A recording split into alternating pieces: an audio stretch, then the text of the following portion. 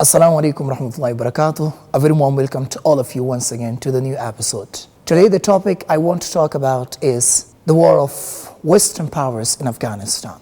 The war of Western powers has not ended yet. NATO got the brunt of the defeat under the leadership of US. The occupation of the United States and its allies in Afghanistan finally ended. But we must not forget, we must acknowledge the fact that this is not the end of the war. In fact, it is still ongoing and it is yet to be over. The course of history has evidenced that infidels in every walk of life, they have always been bent on causing turmoils in the strength of Muslims. If we cast a glimpse of history for a moment, we may be able to find so many examples that they have never refrained themselves from hatching conspiracy and setting traps against Muslims.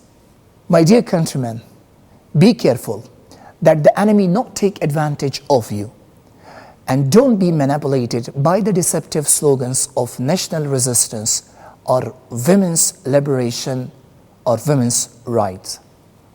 We're living in 21st century and the nature of war has got totally changed. Yes, I believe that the most unattractive option, which is military war, is over now. However, the war of ideology, propaganda, and media is still in power in full swing. Therefore, it becomes your foremost duty and responsibility not to believe their propagandas, but to stand head and shoulders with your security forces. Doesn't it sound that weird that it is the legitimate right of America to freeze the money of Afghans? Don't you think that it is very weird that they are still busy raising ethnic conflicts and dispute in the country, as well as inciting youth against the Islamic Emirate? It is very saddening to say that they interpret this heinous act of interference to these naives as defense values of their country.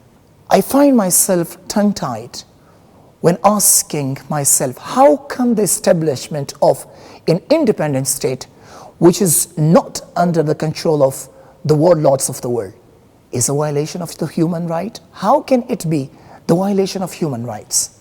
It is very much imperative that everyone, all Afghans, they must deeply understand the human rights is nothing beside a deceptive and so-called slogan which is commonly used by the international community in the third world countries in order to achieve their own nefarious goals.